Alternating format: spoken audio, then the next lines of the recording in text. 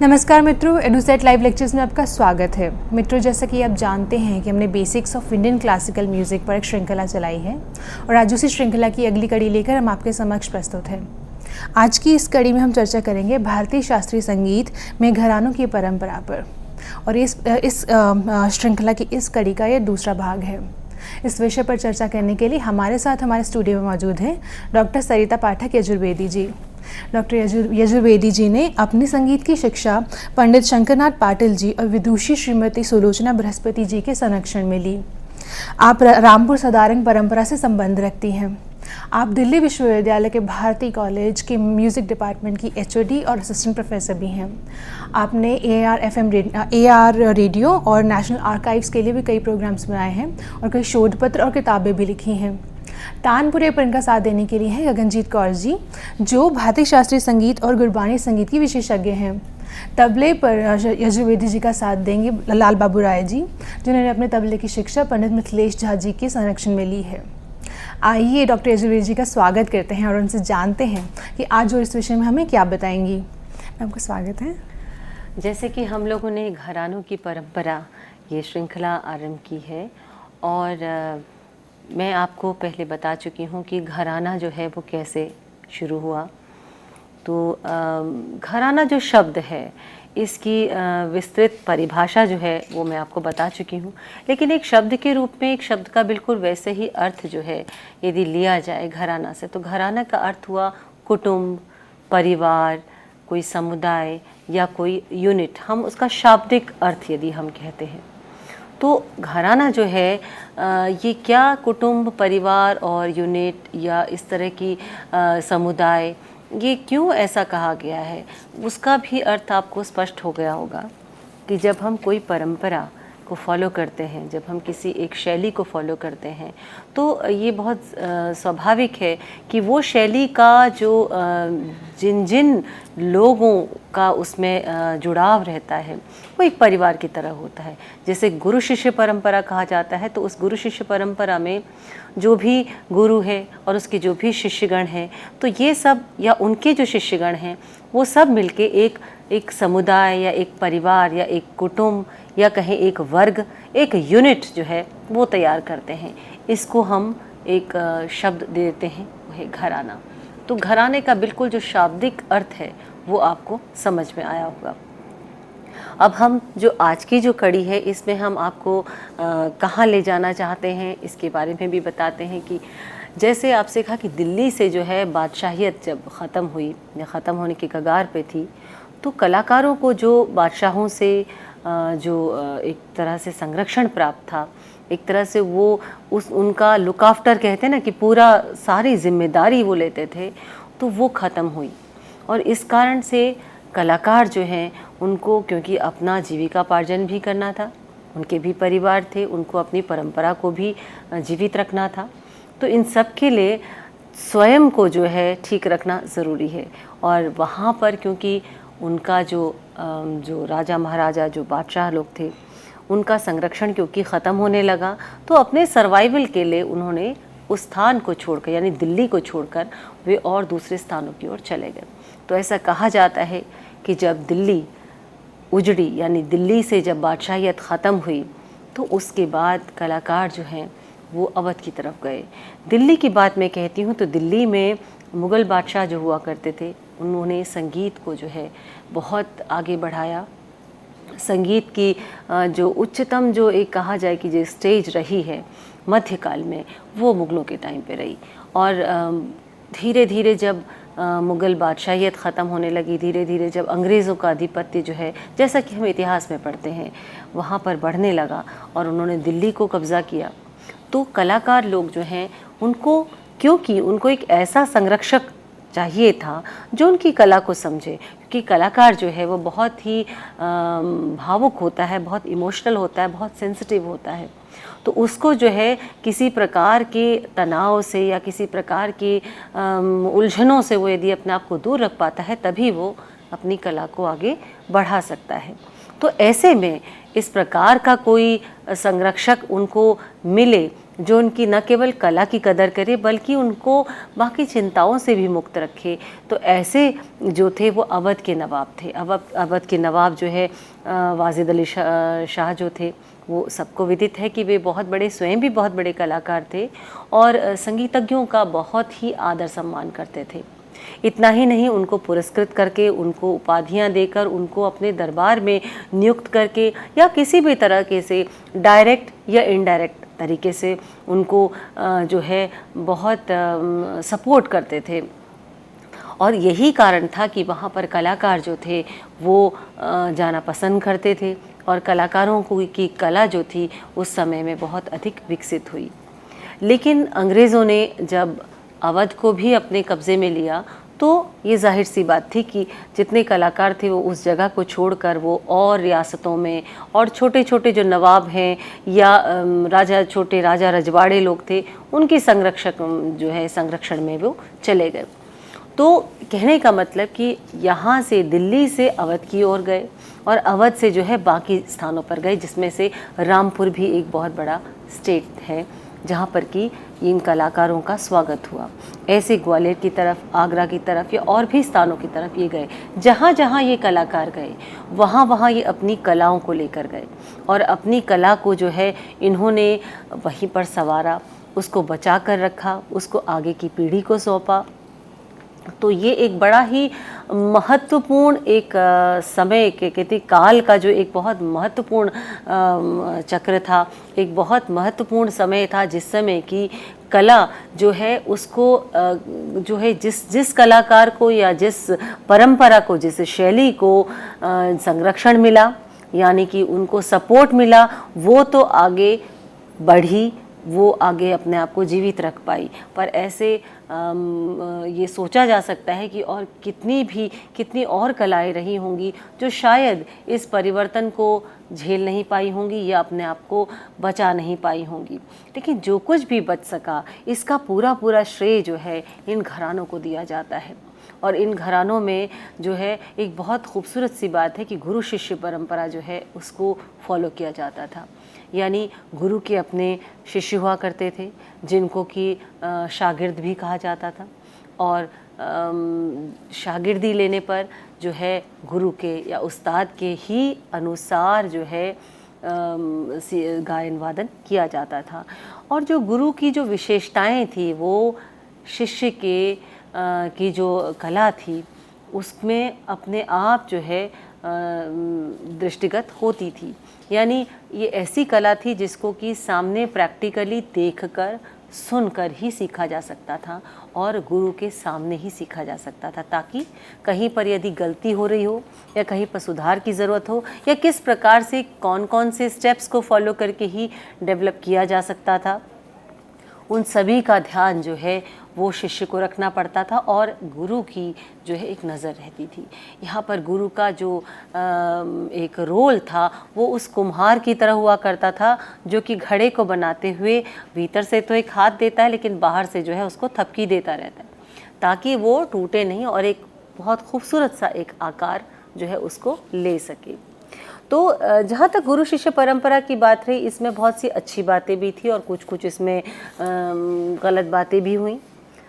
लेकिन हम जब किसी परंपरा की बात करते हैं, घराने की बात करते हैं, तो उसकी जो भी पॉजिटिव चीज़ें हैं उनको हमें लेना चाहिए।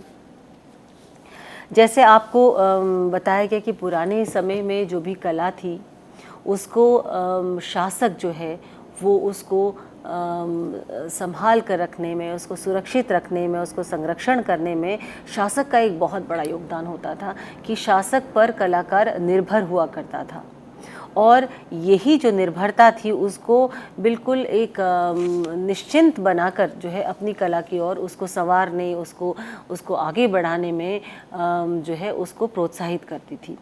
और ऐसा इसलिए भी था क्योंकि ये जो शासक लोग थे ये पुरस्कार देकर, सम्मान देकर, उपाधियां देकर जो है या उस कलाकार की पूरी जिम्मेदारी लेकर जो है अपने इस क्या कहना चाहिए जिम्मेदारी को निभाते थे। और कला के योगदान में जो कुछ भी आज भारतीय शास्त्रीय संगीत जो हमारे सामने जिस भी रूप में है, उसका हम जहाँ पर योगदान हम देते हैं गुरु शिष्य परंपरा को या कलाकारों को, वहाँ पर शासकों का भी एक बहुत बहुत ही अहम भूमिका रही कि यदि इन्होंने संरक्षण प्रदान नहीं किया होता तो शायद ये इतनी जीवित या एक धरोहर के रूप में जो आज हमारे सामने है, ये इस प्रकार से नहीं होती। तो बादशाहों, राजा महाराजाओं, यहाँ तक कि रईसों के जो बहुत पैसे वाले लोग थे, उन्होंने भी इस कला को जो है संभाल कर रखने में अपना योगदान दिया। क्योंकि कलाकार जो है वो तो अपनी कला में ही डूबा रहता है, उसको यदि बाकी चीज़ों की चिंता रहेगी तो किस प्रकार से अपनी कला को आगे बढ़ा पाएगा। तो यहाँ पर उसको कहीं पे ये एक धैर्य था, कहीं पे वो एक तरह से रिलैक्स था कि उसको ये सोचना नहीं उसका घर कैसे चलेगा। तो ये जिम्मेदारी जो थी ये उस शासक की या उस रईस राजा रजवाड़ों की या बादशाहों की हुआ करती थी, जो कि अपने यहाँ इन कलाकारों को जो है सम्मान से अपने दरबारों में जो है इनको रखते थे।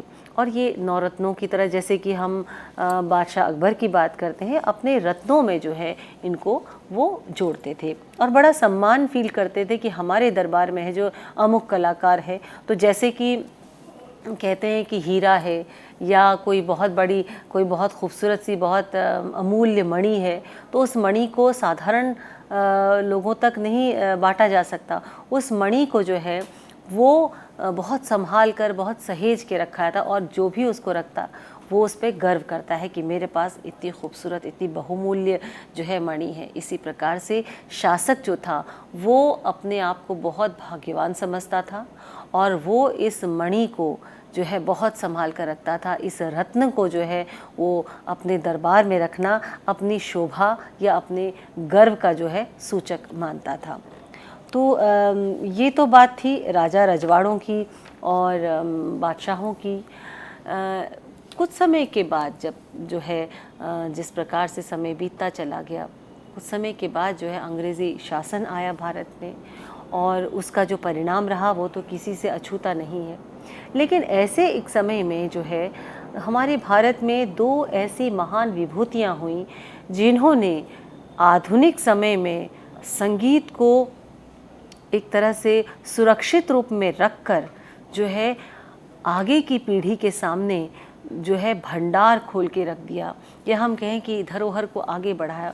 उनमें दो महानुभावों का जो है बहुत नाम, आदर और सम्मान के साथ लिया जाता है, और शायद ही कोई संगीत का विद्यार्थी होगा जो इन दो विभूतियों से परिचित नहीं होगा। और ये विभूतियाँ रहीं पंडित भातखंडे जी और पंडित विष्णु दिगंबर पलुस्कर जी। ये दो ऐसी विभूतियाँ रहीं जिन्होंने कि ना केवल गुरु शिष्य परंपरा में तालीम पाई, बल्कि उसी परंपरा में इन्होंने आगे भी उस तालीम को पहुंचाया। एक ख़ास बात ये थी कि इन्होंने जिस प्रकार से संग्रह करके, जिस प्रकार से उस तालीम को, शिक्षा को सुरक्षित रखकर जो है अपने शिष्यगणों तक पहुंचाया। और आज भी बहुत सी ऐसी पुस्तकें हैं जिनमें कि उनके द्वारा इस संग्रह को, उस समय की जो नॉलेज थी, जगह जगह जाकर इन्होंने उस ज्ञान को अर्जित किया और उसको लिपिबद्ध करके जो है वो प्रस्तुत किया, जो कि आज भी पुस्तकों के रूप में संगीत के विद्यार्थियों के लिए या संगीत के मर्मज्ञों के लिए, संगीत के जिज्ञासुकों के लिए जो है आज भी विद्यमान है। और हम कहते हैं कि हम, जैसे एक उदाहरण मैं हमेशा देती हूँ कि क्रमिक पुस्तक मालिका का भाग दूसरा या भाग तीसरा आप खोलिए, उसमें अमुक राग है, उसमें ये बंदिश दी गई है, तो कितना सुखद एहसास है कि हमें वो बंदिश लिपिबद्ध रूप में मिली है। यदि ऐसा न होता तो शायद हम उस बंदिश को कहीं या तो खो देते, या वो उस रूप में, जिस रूप में वो उस समय गाई बजाई गई होगी उन कलाकारों द्वारा, जहाँ से इनको, इन विभूतियों को ये बंदिश मिली है, उस रूप में हम उसको नहीं पा पाते। और ये आगे आने वाली पीढ़ियों के लिए भी बहुत ही सुगम मार्ग है कि वे इन बंदिशों को गा बजा सकते हैं। तो बात जहाँ तक इन दोनों विभूतियों की थी, इन प्रकांड पंडितों की थी, इन्होंने न केवल संरक्षण का कार्य किया, बल्कि एक और महत्वपूर्ण कार्य, इनका योगदान जो है इनका माना जाता है वो है कि जो राजा रजवाड़े या नवाबों या रईसों के वहाँ से संगीत निकल कर जो है घर घर तक पहुँचाने वाली जो बात है, उसका योगदान पूरा पूरा इन दोनों पंडितों को जाता है। कुछ ऐसे कारण रहे हैं इतिहास के आधार पर, या मैं कहूँ कि बहुत आक्रमण रहे, या बहुत सारे कुछ निश्चितता एक तरह से नहीं थी, कुछ कह नहीं सकते थे अगले ही पल कहाँ से आपको आक्रमण होगा और कहाँ से आप उस समय सरवाइव कर भी पाएंगे कि नहीं। शायद ये कुछ राजनीतिक कारण रहे होंगे, कुछ सामाजिक कारण रहे होंगे, कुछ आर्थिक कारण रहे होंगे कि साधारण से परिवारों में जो है शास्त्रीय संगीत इतना नहीं हो पाया था। मुग़लों के बाद जो हम कहें या नवाबों के बाद, हम जो स्पेशली हम बात करें तो अंग्रेज़ी जो शासन आया उस समय, तो यहाँ पे ये बहुत से कारण हो सकते हैं। तो ये एक बहुत बड़ी एक गैप हम कहेंगे जिससे कि शास्त्रीय संगीत से जनसाधारण जो है वो कहीं ना कहीं वंचित रहा। तो इस गैप को जो है ये पूरा किया विष्णु दिगंबर पलुस्कर जी ने और पंडित भातखंडे जी ने। इन्होंने जो है संगीत के महाविद्यालयों की स्थापना की और उन महाविद्यालयों में संगीत की शिक्षा इन्होंने अपने शिष्यों को तो दी ही, और उसके साथ साथ जो है जनसाधारण तक संगीत इन महाविद्यालयों के द्वारा पहुंचा। इसमें भातखंडे महाविद्यालय या हम कहें गांधर्व महाविद्यालय, ये दो ऐसी जगहें थी जहाँ पर कि किसी भी समाज के किसी भी तबके का कोई भी जो संगीत का जिज्ञासु है, संगीत सीखना चाहता है, वो जाकर संगीत का प्रशिक्षण ले सकता था। और आज भी ये निरंतर एक ये परंपरा जो चली आ रही है। इसके अलावा जो है आज के संदर्भ में आधुनिक समय में हम कहें कि जो विश्वविद्यालयों में, महाविद्यालयों में या एकेडमीज़ में जो संगीत जो सिखाया जाता है या उसमें डिग्रीज़ भी दी जाती हैं, डिप्लोमास भी किए जाते हैं, इसका योगदान इन दोनों महान विभूतियों को रहा है। और हम इन दोनों के बहुत ऋणी हैं कि इन्होंने ना केवल पुराने संगीत को जो है सुरक्षित रखा, उसका संग्रह किया, बल्कि आगे आने वाली पीढ़ियों के लिए जो है एक धरोहर के रूप में उसको हमेशा के लिए जो है लिपिबद्ध करके उसको प्रस्तुत किया। तो एक तरह से जीवंत रूप जो है उन्होंने इसको दिया है। तो ये तो बात थी कि हम इन संगीत की विभूतियों की बात कर रहे हैं। अब हम घरानेदार परंपरा की जहाँ तक बात करते हैं, उसमें सबसे पहले हम लेंगे मियाँ तानसेन के घराने की बात। मियाँ तानसेन जो थे वो सबको ये सर्वविदित है कि वे बादशाह अकबर के नवरत्नों में से एक थे। मियाँ तानसेन जो है संगीत, भारतीय संगीत का पर्याय कहा जाता है। अक्सर हम कहते हैं कि भाई ये बहुत अच्छा गा रहा है, तो एक उपाधि के रूप में कहा जाता है, या एक कहते हैं कॉम्प्लीमेंट देने वाली बात जो होती है, तो वहाँ पर मियाँ तानसेन का नाम लिया जाता है। तो मियाँ तानसेन कौन थे, इसके बारे में आपको थोड़ा बताते हैं, क्योंकि हम घरानेदार परंपरा की बात कर रहे हैं तो हमें इन विभूतियों के बारे में भी जानना बहुत बहुत ज़रूरी है। मियाँ तानसेन का नाम था तन्ना मिश्र, और ये बचपन से ही बहुत ही शार्प रहे, गाने में इनकी बहुत रुचि थी, और इनको राम तनु के नाम से भी जाना जाता है। मियाँ तानसेन की बात मैं क्यों कर रही हूँ, क्योंकि मियाँ तानसेन के साथ ध्रुपद परंपरा और सेनिया घराना, जो तंत्री वाद्य की सेनिया घराना है, ये दोनों इसके साथ जुड़े हैं। और क्योंकि ध्रुपद को बाकी संगीत की सभी शैलियाँ जो हैं वो फॉलो करती हैं, तो इसीलिए इसको जानना बहुत ज़रूरी है कि उस समय मियाँ तानसेन कौन थे, मियाँ तानसेन के ऐसे कौन से उनका योगदान किस प्रकार का रहा, जिसकी वजह से आज भी जो है भारतीय संगीत जगत में भारतीय संगीत जगत का पर्याय जो है उनको कहा जाता है। मियाँ तानसेन का युग जो था वो ध्रुपद शैली के वैभव का युग कहा जाता है, यानी उस समय ध्रुपद शैली बिल्कुल उच्चतम पराकाष्ठा पे थी। मैं यहाँ पर विद्यार्थियों को ये ज़रूर बताऊंगी कि उस समय मियाँ तानसेन के समय में ख़याल एग्जिस्टेंस में नहीं था, ख़याल बने ही नहीं थे। उस समय जो भी गायन शैली या वादन शैली प्रचलित थी उसको ध्रुपद शैली थी, और वीणा पर जो है बीनकार लोग जो वीणा वादन करते थे उनको बीनकार कहा जाता था। बीनकार लोग जो है इसी शैली को, ध्रुपद शैली को ही जो है वीणा पर उसका वादन करते थे, और अक्सर ध्रुपद गायक जो हुआ करते थे वो बीनकार भी हुआ करते थे। तो एक बहुत ही खूबसूरत सा एक समन्वय जो था संगीत का वो इस युग में था। और क्योंकि वीणा को भी एक तरह से जो है मनुष्य शरीर से उसकी उपमा दी गई है कि मनुष्य के शरीर को तो गात्र वीणा कहा गया, और जो काष्ठ की जो वीणा है उसको जो है दारू वीणा कहा गया। तो ये मनुष्य की जो आवाज़ है उसको फॉलो करता था। तो वीणा जो है, और पहले इतिहास में हम देखें तो तंत्रियों पर, वीणा पर ही स्वर की स्थापना करके उसको सही माना जाता था। कोई भी चीज़ यदि प्रूव करनी होती थी संगीत के क्षेत्र में तो वीणा पर ही उसको स्वरों को स्थापित करके जो है उसको प्रूव किया जाता था। खैर, हम बात कर रहे थे मियां तानसेन की। मियां तानसेन जो थे वो ध्रुपद के जो संगीत का घराना था उसका बहुत ही एक महत्वपूर्ण कड़ी थी। मियां तानसेन को, जैसे मैंने बताया, बचपन में उनका नाम रामतनु था, तन्ना मिश्र भी उनको कहा जाता था, और उनके पिता का नाम था मकरंद पांडे। और इनके पिता जो थे वे स्वयं एक बहुत बड़े प्रकांड पंडित थे, और उनको संगीत के जो है बहुत बड़े मर्मज्ञ थे।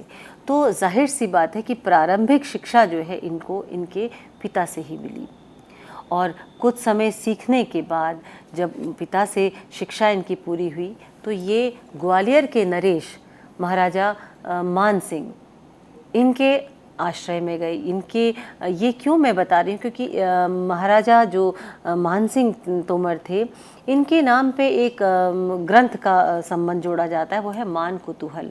मान कुतूहल एक ऐसा ग्रंथ है जिसमें कि ध्रुपदों का एक संग्रह है, और ऐसा कहा जाता है कि राजा मानसिंह की जो पत्नी थी मृगनयनी वो स्वयं बहुत बड़ी संगीतज्ञा थी, और इसीलिए राजा को भी बहुत रुचि थी संगीत में, और उन्होंने अपने समय में बहुत बड़े बड़े संगीत के विद्वान जो थे उनको अपने यहाँ जो है अपने राज दरबार में उनको स्थान दिया था, और उन सभी के सहयोग से इस ग्रंथ की रचना हुई। कुछ लोग कहते हैं कि ध्रुपद का निर्माण महाराजा मान सिंह ने किया, लेकिन हम ये तथ्य जो है ये अधिक मान्य है कि मान कुतूहल जो ग्रंथ है उसमें महाराजा तो मान सिंह जो है उनके समय में जितने विद्वान थे उनके सहयोग से एक संग्रह बनाया गया जो ध्रुपदों का संग्रह था, जिसको कि मान कुतूहल के नाम से जानते हैं। खैर, हम मियां तानसेन की बात कर रहे थे, तो मियां तानसेन जो है अपने पिता से इनकी शिक्षा पूरी होने के बाद इन्होंने राजा मान सिंह तोमर के यहाँ जो एक महाविद्यालय था जिसमें कि उनकी जो महारानी थी वो स्वयं उसका कार्यभार देखती थी, और वहाँ पर इनको ध्रुपद की आगे का जो ट्रेनिंग या प्रशिक्षण या शिक्षा हम कहें उनको आगे की शिक्षा प्राप्त हुई। इसके बाद ऐसा भी कहा जाता है कि उन्होंने आगे चलकर स्वामी हरिदास जी से ध्रुपद की और विशिष्ट जो जानकारियाँ थी, उसके जो गूढ़ तत्व थे, उसके जो रहस्य थे, उनको स्वामी हरिदास जी से उन्होंने प्राप्त की। और स्वामी हरिदास जी जो थे वो वृंदावन में एक संत पुरुष थे जो कि अपने संगीत को ईश्वर को अर्पित करते हुए सदैव उसी की सेवा में लगे रहते थे। तो इनसे इनकी शिक्षा हुई, ऐसा सभी विद्वानों का मत है। महाराजा मान सिंह तोमर के बाद जो है उनके पुत्र जो है महाराजे, जहाँ तक तानसेन जी के समय की बात हम कहते हैं तो 1493 से 1506 के बीच में इनका जन्म माना जाता है। और इनको सबसे पहले ये कहा जाता है कि मियां तानसेन को 3 शासकों का संरक्षण प्राप्त हुआ। पहले जो थे वो राजा मानसिंह तोमर के पुत्र विक्रमाजीत, जिनका कि समय जो है वो 1516 से 1518 तक का रहा। महाराजा विक्रमाजीत जो थे इन्होंने कहा जाता है कि तानसेन जो है वो उनका नाम नहीं था, तानसेन उपाधि दी गई थी महाराजा विक्रमाजीत द्वारा, जो कि राजा मानसिंह तोमर के पुत्र थे। उनके द्वारा तानसेन इनको उपाधि दी गई थी और ये उपाधि लेटर ऑन इनके नाम के रूप में ही प्रचलित हो गई। तो जब इनका समय, इनका कार्यकाल ख़त्म हुआ महाराजा विक्रमाजीत का, उसके बाद आपको रीवा नरेश राजा रामचंद्र बघेल जो है इनका संरक्षण प्राप्त हुआ। राजा रामचंद्र बघेल स्वयं संगीत के बहुत बड़े मर्मज्ञ थे। वे संगीत को बहुत प्रोत्साहन देते थे और बहुत इज्जत की नज़रों से देखते थे। तो इनके दरबार में इन्होंने अपने यहाँ इनको राजगायक के रूप में नियुक्त किया। वहाँ पर जो है सबसे अधिक कहना चाहिए कि अपनी कला को संवारने का, अपनी कला को निखारने का मौका जो है वो मियाँ तानसेन को प्राप्त हुआ। मियाँ तानसेन के जीवन में एक और बदलाव आया जब बादशाह अकबर जो थे वो रीवा नरेश राजा रामचंद्र बघेल के अभिन्न मित्रों में से थे। और एक ऐसा समय आया कि जब राजा रामचंद्र बघेल के यहाँ बादशाह अकबर का आना हुआ और उस समय उन्होंने तानसेन, मियाँ तानसेन का गायन सुना। वे इतने मंत्रमुग्ध हो गए कि कहा जाता है कि उन्होंने राजा रामचंद्र बघेल से उनको मांगा। और दूसरा एक मत ये भी है कि उन्होंने एक मित्र होने के नाते, क्योंकि पहले ये ज़रूर एक बड़ा अच्छा एक कस्टम था कि कोई राजा किसी के यहाँ आता था या कोई जाता था तो उसको वापसी के समय बहुत सारी भेंट दी जाती थी, जिसमें हाथी, घोड़े, हीरे जवाहरात ये सब सम्मिलित होते थे। तो इसी प्रकार से ये भी कहा जाता है कि राजा रामचंद्र बघेल ने मियाँ तानसेन, जो उस समय सिर्फ तानसेन के नाम से जाने जाते थे, उनको एक भेंट के रूप में जो है बादशाह अकबर को दिया था। तो खैर ये दोनों मतों से जो भी मत अधिक मान्य रहा है, जो निष्कर्ष है वो तो यही निकला कि राजा रामचंद्र बघेल जी के संरक्षण के बाद मियाँ तानसेन को बादशाह अकबर के दरबार में स्थान मिला और यहाँ से उनके जीवन का जो है एक कहना चाहिए कि उन्नति का एक शिखर तक पहुँचने की यात्रा जो है वो शुरू हुई।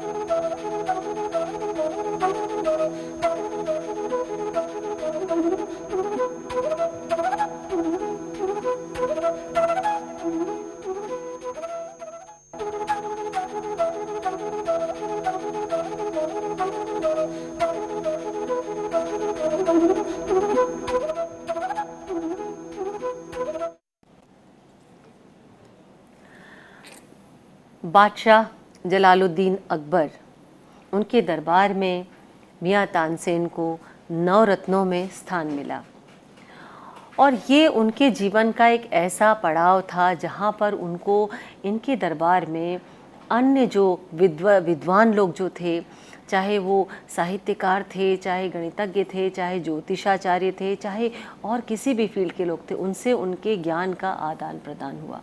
और जिन ध्रुपदों की रचना मियाँ तानसेन के ध्रुपदों की रचना यदि हम देखें तो बहुत उच्च कोटि का साहित्य उसमें रहा।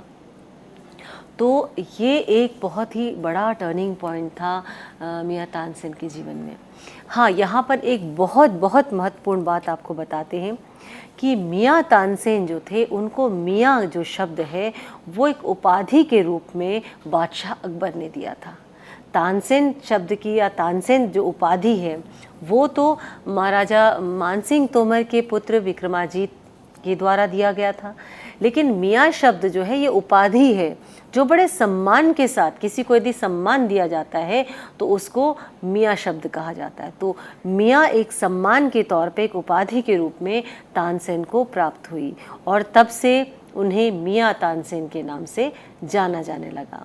और उनकी बंदिशों में, उनकी रचनाओं में जो है आप देखिए कि मियाँ शब्द का प्रयोग हुआ है। उनके द्वारा बहुत से रागों का निर्माण हुआ, जिसमें कि मियाँ की मल्हार। तो आप ये समझ जाइए, मियाँ की मल्हार का मतलब ही है कि ये तानसेन, मियाँ तानसेन के द्वारा बनाया गया राग है। मियाँ की सारंग, मियाँ की तोड़ी। तो इस प्रकार से ये रागों को जो बनाया गया, तो वो हम शब्द से, उसके नामकरण से, उसके नाम से ही पहचान जाते हैं कि ये मियाँ तानसेन के द्वारा रचा गया राग है। मियाँ तानसेन के गायन को अकबर इतना पसंद करते थे कि उन्होंने फतेहपुर सीकरी जो है वहाँ पर बादशाह के कक्ष के पास ही एक स्थान बनाया गया, एक तालाब बनाया गया जिसका नाम रखा गया अनूप तालाब। उसके बिल्कुल बीचों बीच जो है एक ऐसा स्थल है जहाँ पर कि तानसेन बैठ के अपना गायन किया करते थे। अलग अलग समय पर अलग अलग रागों का गायन होता था।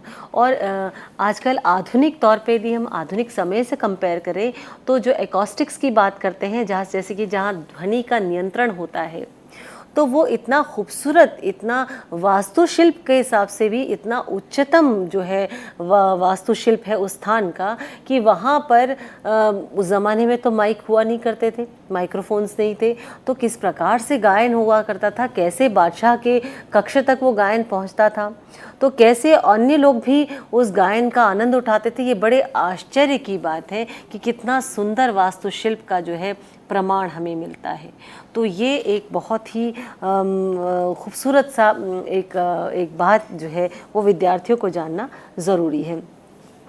आईने अकबरी के जो रचनाकार थे अबुल फजल, उन्होंने मियाँ तानसेन के बारे में बहुत कुछ लिखा है। उन्होंने एक पंक्ति में अपनी सारी बात का निचोड़ डाल दिया। उन्होंने कहा कि हज़ारों वर्षों में ऐसा कलाकार होता है। तो ये अपने आप में इतना बड़ा कॉम्प्लीमेंट था मियाँ तानसेन के लिए कि आज भी जो है जब मियाँ तानसेन की बात करते हैं तो उनके समय को, उनके इतिहास को, उनके समय में संगीत की क्या परिस्थिति रही होगी, इस सब को जानने के लिए जो है एक प्रूफ के रूप में जो है आईने अकबरी जो है इस पुस्तक को लिया जाता है। कहा जाता है कि मियाँ तानसेन, उनकी दो पत्नियाँ थीं, एक हिंदू पत्नी और एक मुस्लिम पत्नी। तो हिंदू पत्नी से उनको जो दो पुत्र हुए उनके नाम थे सूरत सेन और हमीर सेन, और जो मुस्लिम पत्नी थी उनसे उनको जो पुत्र हुए उनका नाम था बिलास खां और तान तरंग खां। ये दो पुत्र हुए और इन्होंने संगीत के क्षेत्र में, इन सभी ने जो है वो एक से बढ़कर एक दिग्गज थे। ऐसा भी कहा जाता है कि उनकी एक पुत्री थी जिनका नाम था सरस्वती, और उनका विवाह जो था मिश्री सिंह, जो कि आगे चल के नौबत खां के नाम से जो है उनको लोग जाने उनको, तो ये भी वर्णन जो है ये मिलता है। खैर, इस परंपरा को जो है गुरु शिष्य परंपरा में आगे बढ़ाते हुए हम कहें कि न केवल मियाँ तानसेन उच्च कोटि के गायक थे, उनकी ध्रुपद परंपरा शिष्य परंपरा के, गुरु शिष्य परंपरा के रूप में आगे बढ़ती चली गई, और उनकी जो संतान थी उन्होंने भी इस परंपरा को आगे बढ़ाया। अब उनकी संतान में जहाँ तक हम बात करते हैं, हम बिलास खां की बात करते हैं। बिलास खां जो थे वे उच्च कोटि के ध्रुपद गायक थे, और उनका नाम क्यों संगीत जगत में इतना प्रमुख माना जाता है, क्योंकि उन्होंने एक बहुत खूबसूरत से राग की रचना की जिसका नाम है बिलास खानी तोड़ी। और बिलास खानी तोड़ी न केवल एक खूबसूरत राग है, बल्कि इस राग के अंतर्गत ध्रुपद और आज के समय में हम कहें कि ख्याल भी बहुत खूबसूरत तरीके से गाए जाते हैं। इसका जो विस्तार है वो इतना खूबसूरत है कि राग के जो स्वर हैं वो सभी कोमल स्वर इसमें प्रयोग होते हैं, जो कि आपको सीधे सीधे जो है आपको दूसरे थाट की ओर ले आता है, वो है भैरवी थाट। हम कहते हैं बिलास खानी तोड़ी, लेकिन थाट है भैरवी। ये बड़े विद्यार्थियों के लिए एक नई बात होगी, क्योंकि जहाँ पर भी तोड़ी लगता है शायद हम उसको सीधे तोड़ी थाट के अंतर्गत डाल देते हैं, लेकिन इसको भैरवी थाट के अंतर्गत डाला गया क्योंकि मध्यम इसमें शुद्ध है और इसमें रे ग ध्वनि कोमल हैं। तो स्वरों के हिसाब से जो डिवीज़न हुआ है दशवेद राग वर्गीकरण में, उसमें इस राग को भैरवी थाट के अंतर्गत माना गया है। दिन के दूसरे प्रहर में इस राग को गाया जाता है और इसकी जाति के बारे में जो है वो दो मत है। एक मत के अनुसार ये संपूर्ण जाति का है, दूसरे मत के अनुसार ये शाड़व जाति का है। तो ये कैसे होगा, आपको इसको विस्तार से बताते हैं। इसका जो वादी और संवादी वो है धैवत और गांधार। मध्यम इस राग में बहुत ही महत्वपूर्ण है। मध्यम पे तानपुरे की पहली तार मिलाई जाती है और उससे इस राग को गाने में सुगमता, सहजता होती है। और देखिए राग कितना खूबसूरत है। आइए इस राग को हम जानते हैं।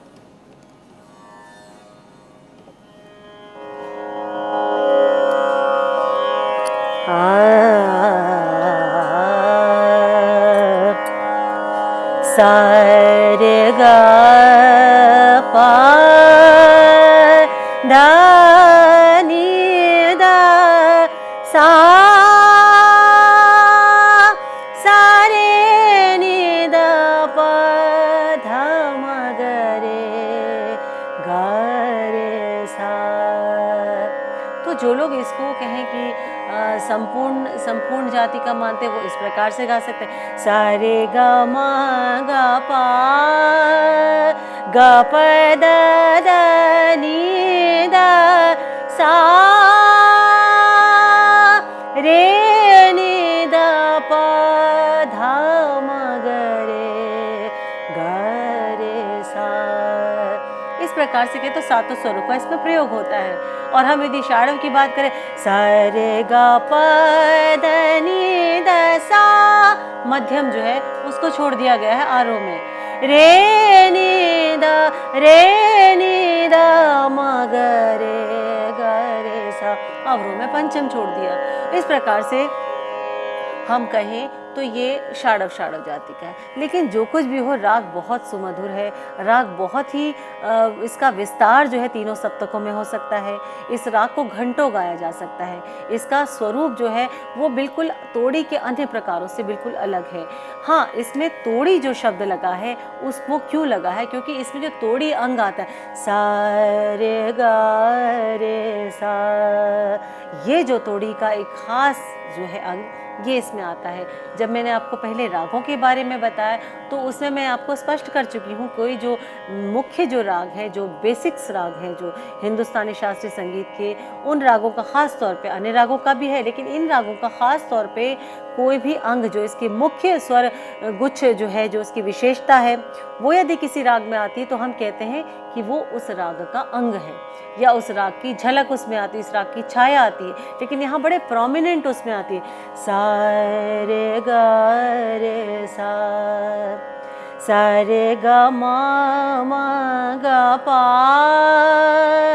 गा प द नी दा म ग रे गा रे सा, सा रे गा म गा प दा दा सा रे नी दा प द नी दा प धा म ग रे गा रे सा, रे नी धा दा सा। तो बिलासखानी तोड़ी जो है ये दिन के दूसरे प्रहर में गाए जाने वाला राग बहुत सुमधुर राग है। आइए बिलास खां साहब के द्वारा जो रचित ये राग है, इस पे एक बंदिश को हम जानते हैं, इस बंदिश को गाते हैं। इस बंदिश के बोल हैं, रुनक झुनक शाम की बाजे पैंजनिया, अंतरा है घुटरन चलत लागत नीको राम रंग खेलत नंद आंगनिया। यानी बाल कृष्ण का वर्णन है, जो कि पैरों में छोटी छोटी पैंजनियाँ पहन के जो है वो चल रहे हैं, और चलते हुए उनकी जो पैरों की पैंजनियाँ की जो साउंड आ रही है, रुनक झुनक करके वो बज रही है, जो बहुत सुंदर लगती है। घुटरन चलत, अब चलते चलते थोड़ा लड़खड़ाते हैं तो घुटनों के बल पर चल रहे हैं। लागत नीक, और बहुत सुंदर जान पड़ रहे हैं। राम रंग खेलत नंद आंगनिया, राम रंग जो इन उपनाम है जो रचनाकार हैं उनका, वो कहते हैं कि नंद के आंगन में बाल कृष्ण जो है छोटी छोटी पाजेब पहनकर जो है वो खेल रहे हैं, वो चल रहे हैं और घुटनों के बल से भी चल रहे हैं। तो कितना सुंदर दृश्य है बाल कृष्ण का। इसको हम बिलास खानी तोड़ी की इस बंदिश के रूप में जानते हैं।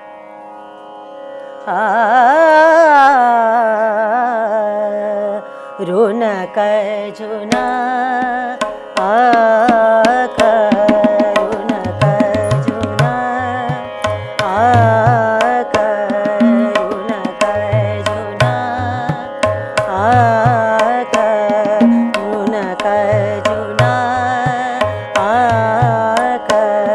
शाम की बाजे पैजनिया, शाम की बाजे पैजनिया, रुनक जुना, थोड़ा उतार लीजिए, पैजनिया रुनक जुना, रुनक जुना बाजे रे रुनक जुना, रुनक जुना शाम की बाजे पैजनिया, शाम की बाजे पैजनिया, रुनक जुना रुनक जुना, घुटरन चालता, घुटरन चालता, लागत नीको राम रंग खेलत, नद आंगनिया, रुनक जुना रुनक जुना, शाम की बाजे पैजनिया, रुनक जुना शाम की बाजे पैजनिया, रुनक जुना घुटरन चालता, घुटरन चालता, लागत नीको राम रंग खेलत, नंद आंगनिया, रुनक जुना रुनक जुनक, रुनक जुनक, रुनक जुना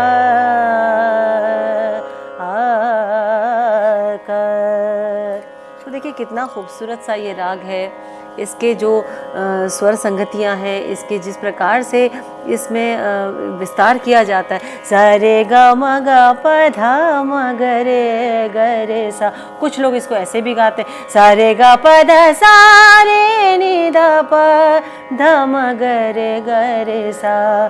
तो कहने का तात्पर्य है कि ये जो राग जो इतने समय से चला आ रहा है और आज भी बखूबी लोग इसको बहुत रुचि के साथ इसको गाते बजाते हैं और सुनते हैं, तो इस राग की रचना का जो श्रेय है वो बिलास खां साहब को जाता है, जो कि मियां तानसेन के पुत्र थे और एक बहुत ही उच्च कोटि के ध्रुपद गायक थे और बहुत उच्च कोटि के बीनकार भी थे। तो मियां तानसेन की जो एक कहा जाए कि गुरु शिष्य परंपरा जो थी वो इस प्रकार से पहले उनके पुत्रों के आधार पर या कहे कि पुत्री पक्ष से भी जो है वो आगे बढ़ा।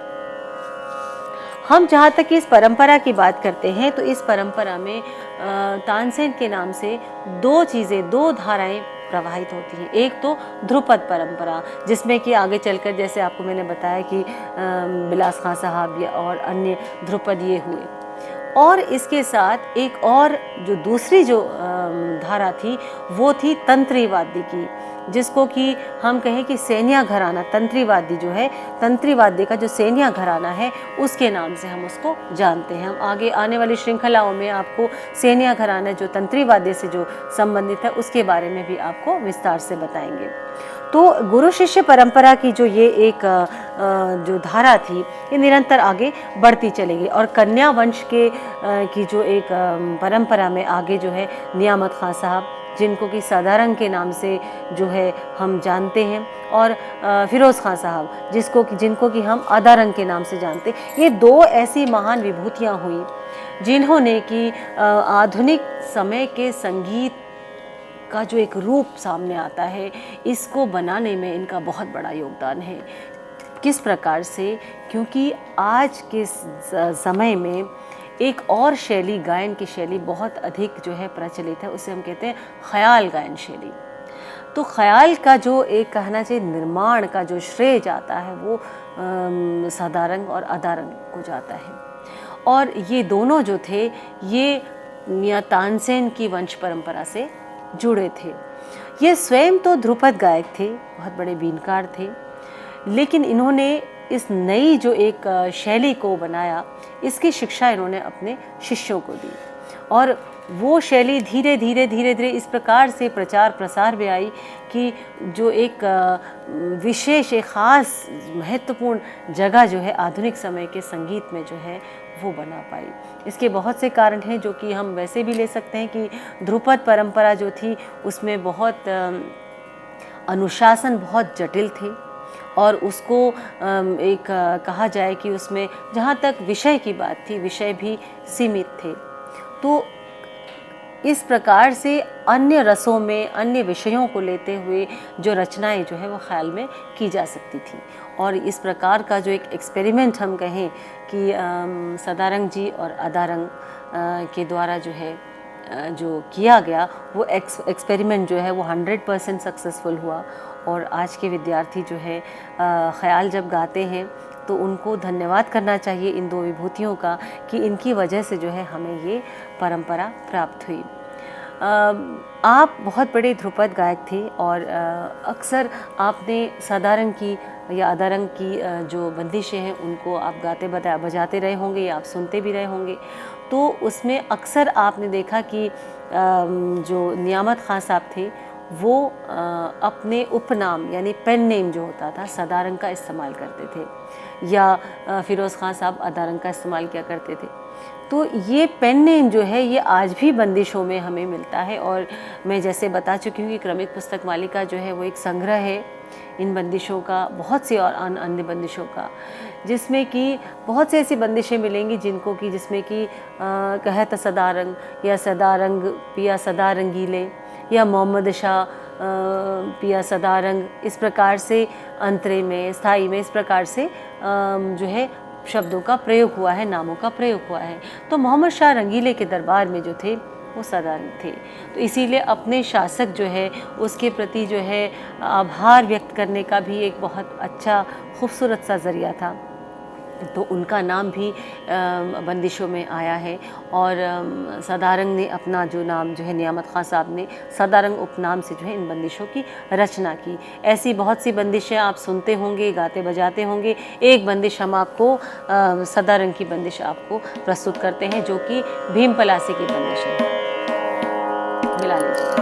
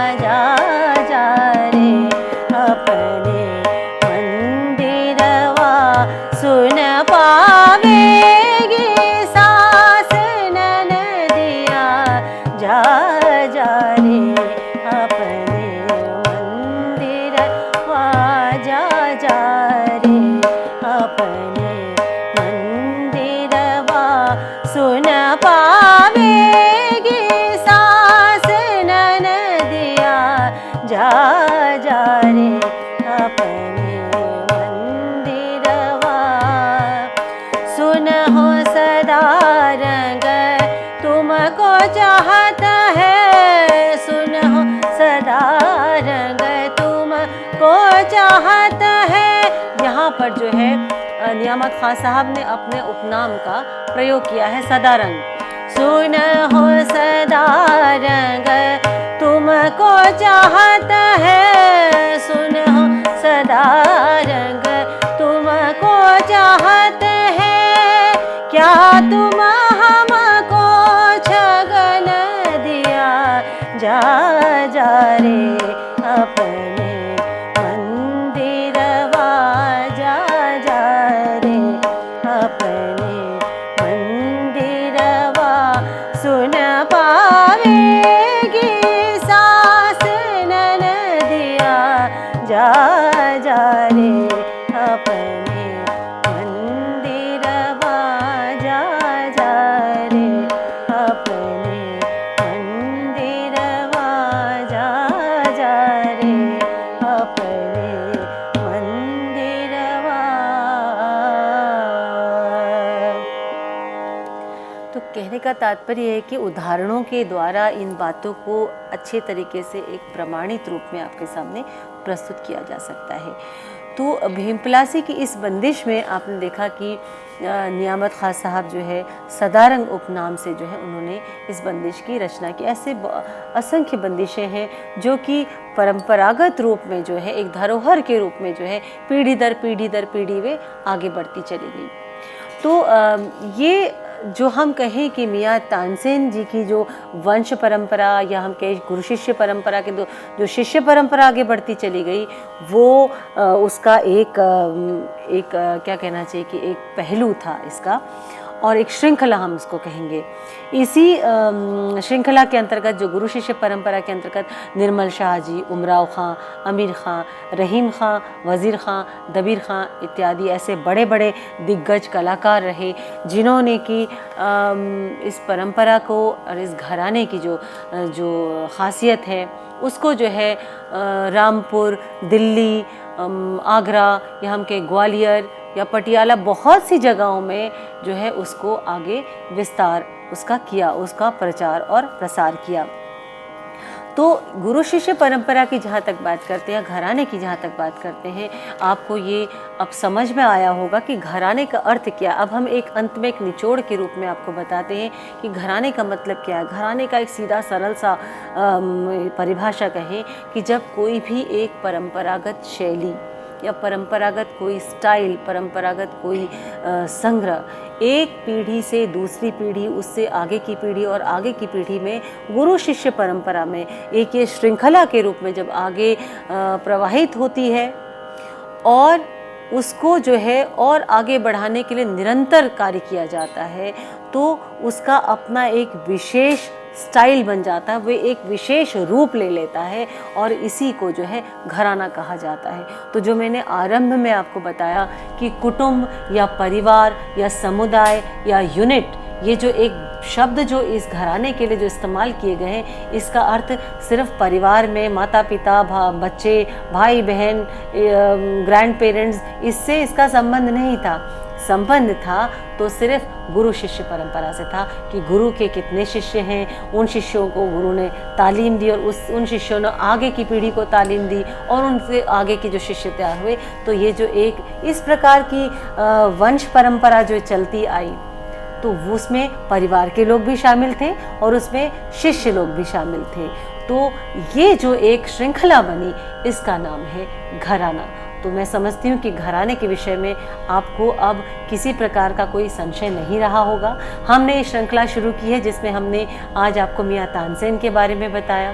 आगे की श्रृंखलाओं में हम आपको अलग अलग घरानों के बारे में बताएंगे और उसकी जानकारी के देते समय हम आपको कोशिश करेंगे कि कुछ उदाहरण भी आपको प्रस्तुत किए जाएं, जिससे कि आपको सुगम लगे इस विषय के बारे में जानना।